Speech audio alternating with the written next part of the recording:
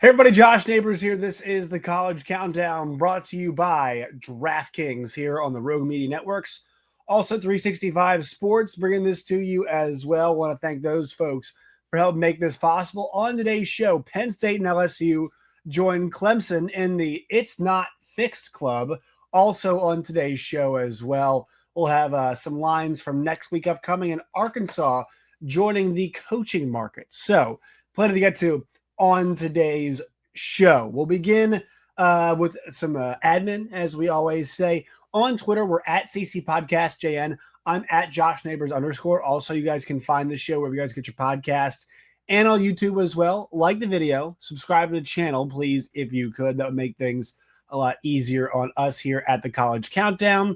And also leave your comments, because those usually give us inspiration for what to do on the show in the future. You can see the classic radio to my left, right behind me, here as I'm in the Buzz studio, as we say, the 103.7 the Buzz studio. We should be able to move back into my home studio because Corey is going to be hooking me up here pretty soon. So we'll be able to move back to our normal spot, but right now still at the studio today. And also, once again, want to thank the folks at DraftKings. You can use the promo code NEIGHBORS, NEIGHBORS, for $200 off or $200 in free bets once you guys bet your first $5. So I want to thank DraftKings for that. All right, this was billed as, the big week, right? This was billed as the best week of early competition that we would get. It was one of those that you could see coming. A lot of the weeks when you look ahead of time, they develop and they get better as we kind of learn who is what, right? We kind of learn what team is what, and that kind of shapes what these games are, what these games can be, all of those things. And that was not the case for this week. We knew ahead of time that this past week was going to be big. And it was big for two teams in particular. It was big, obviously, in that top 10 clash that we got between Oregon and Penn State. It was also big for LSU and Ole Miss. And then we knew that Alabama and Georgia were going to happen. But, the Georgia-Alabama result, it's interesting to me. I don't find that one as interesting as LSU and Ole Miss. And I don't find it as interesting as Oregon and Penn State. So I want to begin with LSU first, because one thing that we heard about this year was twofold, right? We knew they had to improve on defense. LSU's defense was not up to snuff last year, and this year they had hoped to improve that. And I think they did. I think they did make some meaningful steps to improving that, particularly in the secondary, right? I know that Trinidad Chambliss did have some success throwing the football all over them, and they did run the ball, pretty well in this game also. I mean, they ended up having 484 yards of total offense for Ole Miss in this game, and they had 28 first downs. So I think that big time of possession, and not massive time possession advantage, but I think the 28 first downs is big. They were 8 of 16 on third down, and 2 of 2 on fourth down as well. And so, but only 24 points, right? That's important. I think the other thing, though, is that this all comes down, a lot of these games come down to offense. Like, how good your offense can be is going to determine how far you can go, unless you have some lights out crazy defense. And I don't think we've seen a lights out insane crazy defense. Maybe Ohio State's is that good. I am skeptical that they're that good, that level of good. But, I think maybe there's a chance that they are very, very good. We just don't know yet. We're not positive that's the case just yet. And so, this LSU defense looks much, much improved, but the offense still is kind of the name of the game. And I think their offense, the inability for LSU to run the football is becoming it's consistently bad. Like, they have not been able to run the football effectively in years. And now it's just Garrett Nussmeier slinging it around, trying to make something happen. And even as good as the receiving core has been at times, and I feel like this is actually a weaker LSU receiving core than what we're used to seeing, it's starting not to matter as much. They're just not able to run the football. They're not able to distribute the football.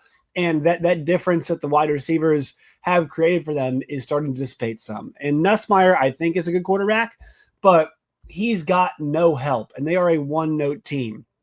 He was 21 of 34 for 197, a score and a pick in this game. And it's just, there is so much being put on the quarterback. The longest rush in this game was Caleb Jackson for 10 yards. They had rushes of 9, 9, 7, 4, and 1. And they ran for 2.8 yards a carry.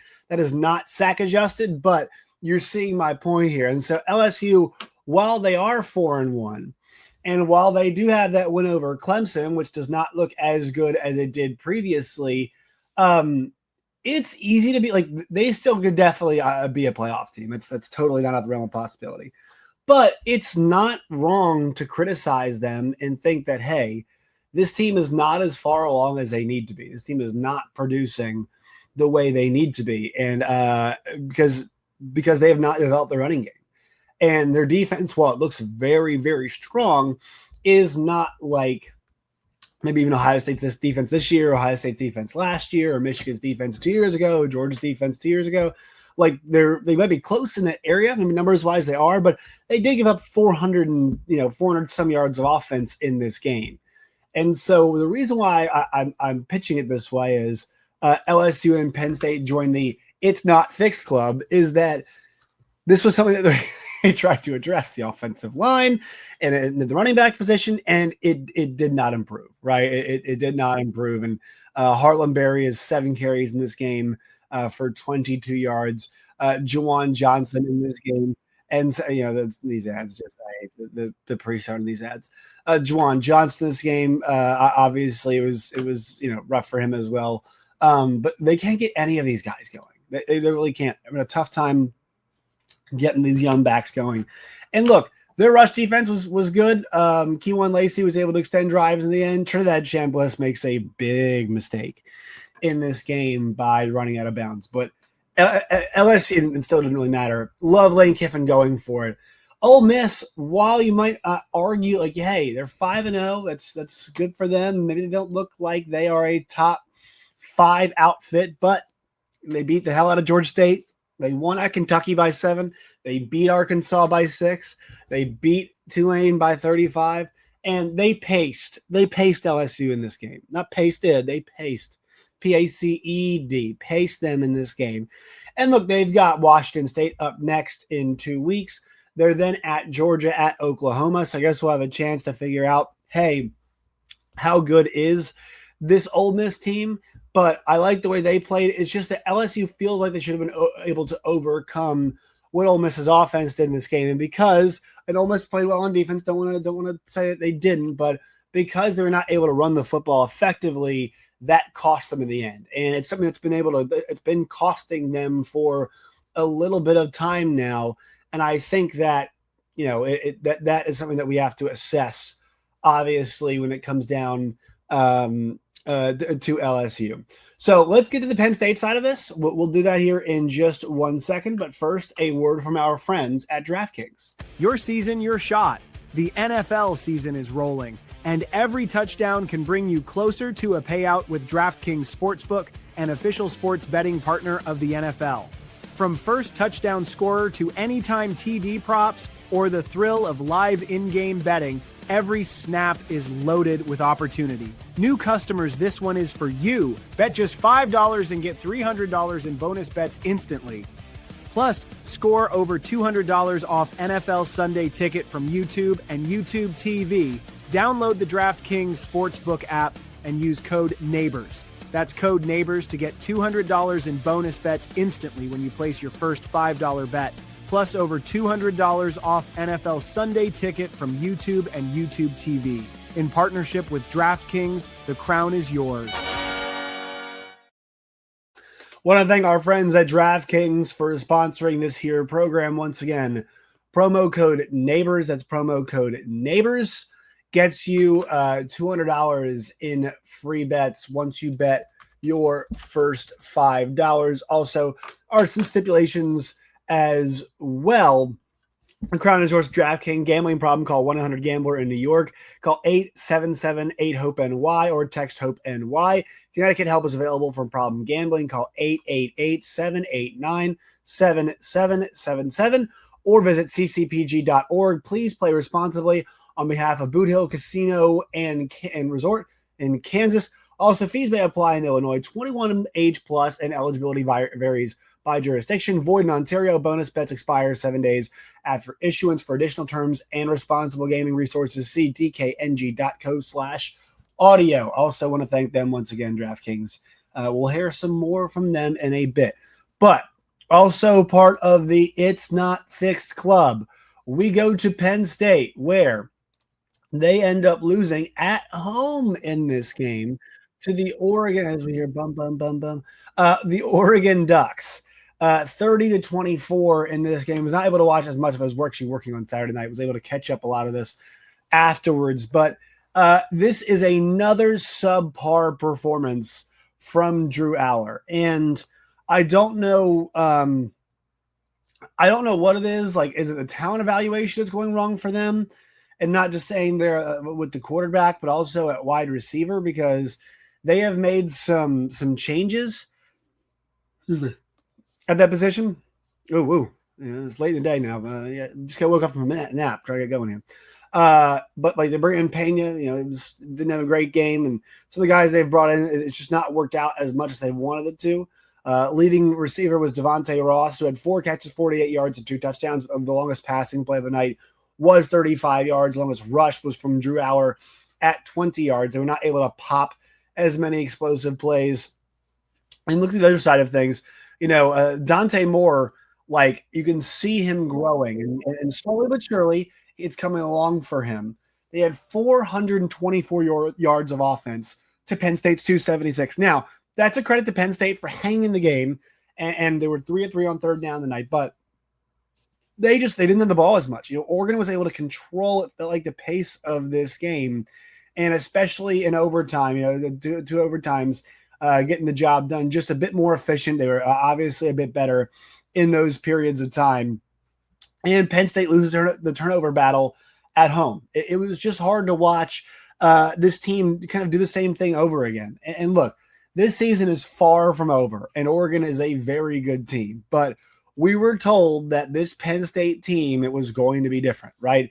They had this group of players that were going to come back, that were going to right the wrongs that we've seen in the past. And look, they did win big playoff games. They won games that they had not previously won, but we were looking to see them do that in the regular season, and they did not do that. And they had Notre Dame dead to rights last year in the college football playoff, and the Drew Aller interception ends up sealing the fate of the Penn State Nittany Lions in a way that we didn't think should have happened. And they bring it back this year, and by all intents and purposes, they're part of the It's Not Fixed Club. They joined Clemson. Clemson, we thought the portal might help them. It is not. We thought bringing all these Penn State players back would help them. It has not. And LSU, we thought their running game and their defense might actually help them. And it's not. I'm not saying it hasn't helped in some ways. I mean, these are all still teams, maybe the exception of Clemson, but at least for LSU and Penn State, these are teams that we still think are going to end up being pretty good. They're going to have very good resumes. They're going to have very good records. And I would be shocked if, at least one of them did not make the playoff. But they have not developed into the potential machines that we thought they could. Now, if you take a look at that Penn State schedule, you still like their chances to have a great year, right? You've got the game against UCLA on the road, Northwestern at Iowa, at Ohio State. That's the other tough one. You've got Indiana at Michigan State, Nebraska at Rutgers. And so if you beat Indiana, if you split Indiana and Ohio State, I mean, I'm not sure it might be difficult because I'm not sure how good the other wins are going to look, but you still got a very good chance at, maybe making the Big 10 championship game, but also 10-2 might get you in. Now, it's going to depend on how everything else breaks. You're going to need some help maybe, but it's still reasonable to see you can do that.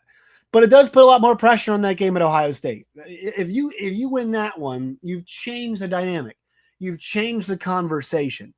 But it does look, it's possible, but it could be a bit of an uphill climb. And if they split, like I guess the odds makers will tell you they probably do, then it becomes a bit more daunting in terms of can you make it there. So I'm looking for that. But they've joined Clemson in the It's Not Totally Fixed Club. This does not mean both these teams won't be good. It does not mean they will not have success, but it's not totally fixed.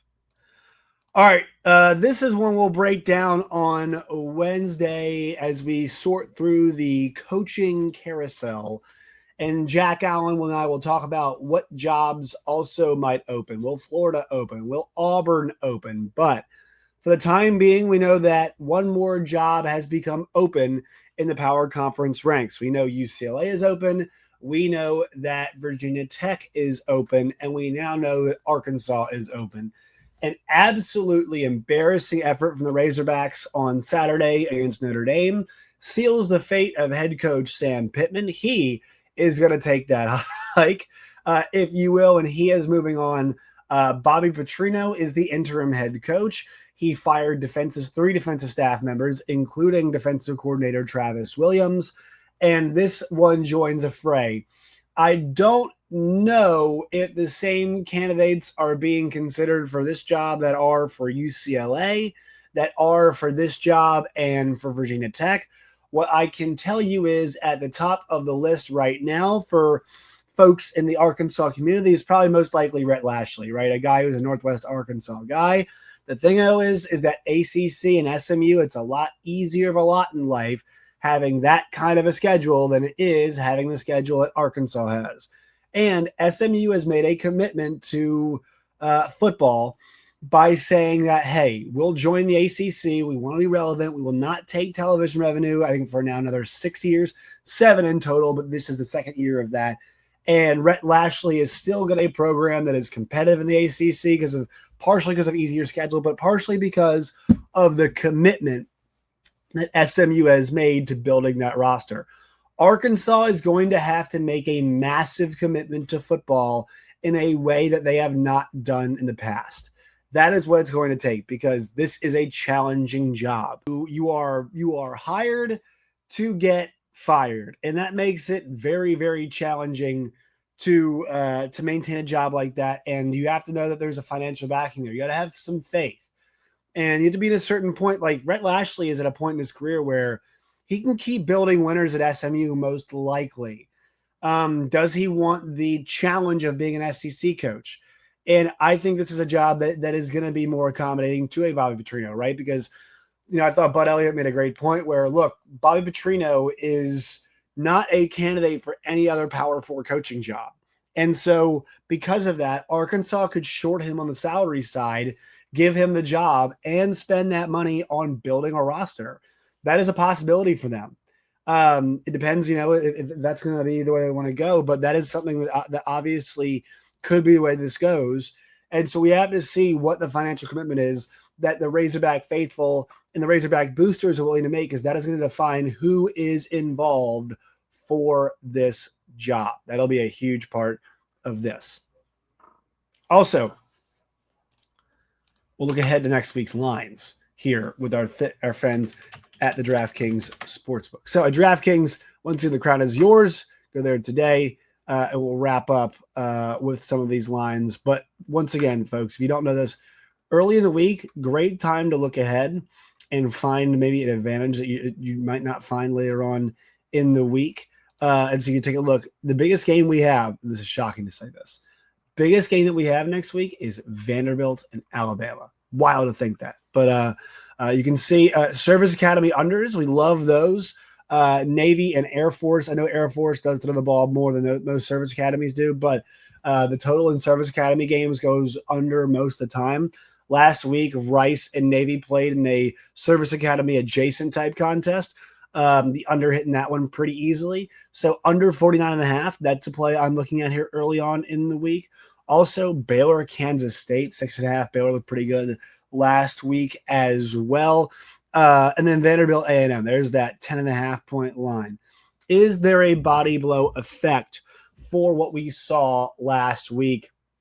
I don't know. It's certainly possible that there is, Alabama kind of looking past maybe Vanderbilt because they expended so much energy on that Georgia game, right? I think it's definitely quite possible. But yes, there's some of the lines. You can get a look at those. with the DraftKings Sportsbook. Once again, the crown is yours. Make sure you follow us on Twitter. I'm at Josh Neighbors _ find the podcast at CC Podcast JN. Jack Allen, it's at Jack Allen TV. Like the video, sub to the channel, and leave your comments as well for future episodes. And all right, folks, we'll talk at you all on Wednesday.